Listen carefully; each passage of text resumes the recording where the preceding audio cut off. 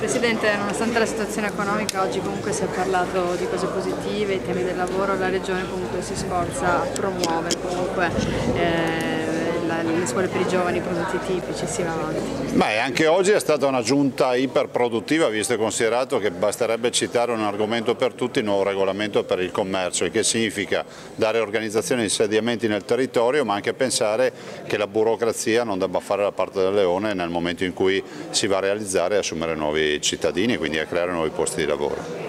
Venezia, capitale della cultura per il 2019, insomma sembra certa adesso la candidatura al di là delle perplessità del sindaco?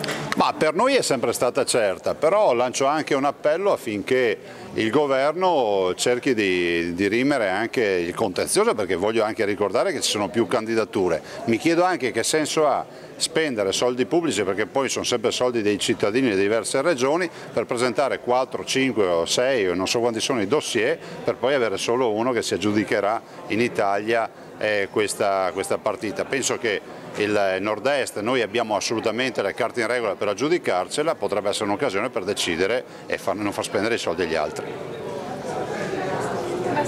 Vi dico, sulla convenzione, io penso che sia assolutamente strategica. Non fare la convenzione a livello nazionale, non dar vita alla convenzione, significherebbe decidere di non fare più le riforme. I cittadini si aspettano non solo una nuova legge elettorale, che è quanto mai necessaria, ma anche tutta una serie di riforme a partire dal Senato delle Regioni, il dimezzamento dei parlamentari e molto altro ancora. La convenzione non insediata per noi significa l'inutilità che questo governo continui a vivere. Luca Zaia è sceso in classifica tra i presidenti di regione apprezzati, però sempre sul podio. Ma sono sempre sul podio, siamo sempre lì, diciamo che siamo quasi pari merito, però obiettivamente questi sondaggi lasciano il tempo che trovano. Ho l'impressione che Zingaretti sia stato assolutamente premiato dal fatto che ha appena finito la campagna elettorale. Faccia 3 anni come me e poi vedrà. Non sarà anche per il fratello che ha appena finito Montalbano? Ma è probabile, c'è sempre la pubblicità occulta. È che io non ho nessun fratello e nessuna sorella che si occupa di TV, e questo forse è il mio guaio, mi dovrò attrezzare. Presidente, riconosce le previsioni del tempo di questo fine settimana? Guardate, io penso che a questo punto suggerirei la tecnica del dito: si lecca il dito e si sente se c'è il vento, a questo punto si sa anche se arriva il sole.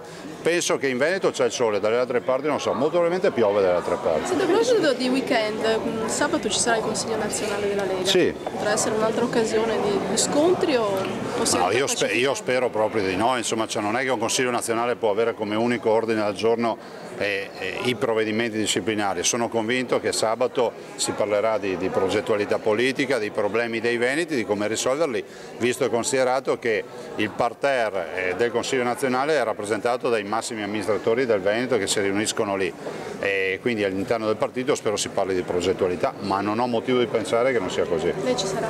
Io ci sarò e farò l'impossibile, visto e considerato che ho anche delle inaugurazioni quel sabato mattina, ma farò l'impossibile. Presidente, ieri ha visto il ministro Zanonato, ci racconta un po' come è andata, cosa vi siete detti?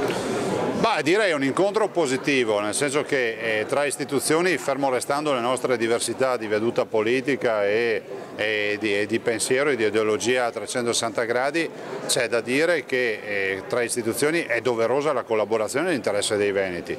Questo è il fil rouge che unisce il nostro incontro. Ho presentato tutta una serie di problemi, di bisogni, di istanze che il Veneto vuole vedere risolti a livello nazionale, sui quali ci aspettiamo delle risposte. Dico anche che c'è stata disponibilità da parte del Ministro di avere proprio una sorta di libro mastro, come l'ho definito io, no? di brogliaccio, di canovaccio sul quale lavorare. Ho fatto un esempio: Porto Tolle a costi zero, sono 2,5 miliardi di opere, la pratica di fatto, il dossier io lo definirei chiuso, 3.000 lavoratori per 5 anni non mi sembra un brutto regalo per i veneti.